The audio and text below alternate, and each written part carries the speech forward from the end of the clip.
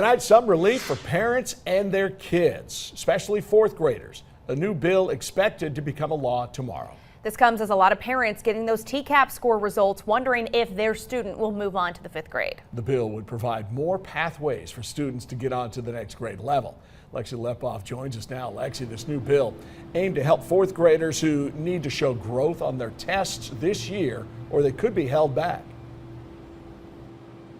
Yeah, Ted, Casey, this new bill that's expected to be signed into a law tomorrow would give new options for parents that want their fourth graders to move on to the 5th grade. I spoke with Knox County School Board member today, Katherine Bike, and she said she's happy that parents have this new option, but she says the whole process is still just too confusing and overall unnecessary.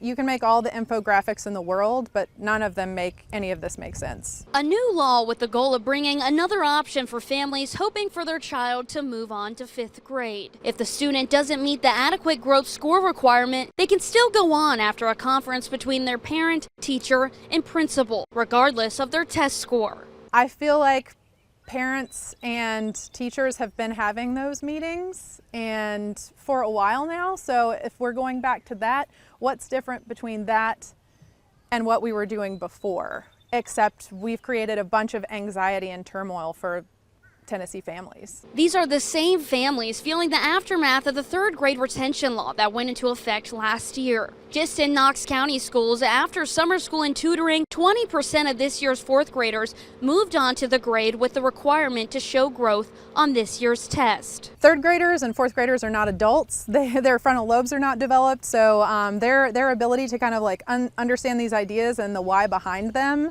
they're just not there yet, and it's not any fault of their own. Knox County School Board member Katherine Bike says the whole process is confusing and causing major stress for families.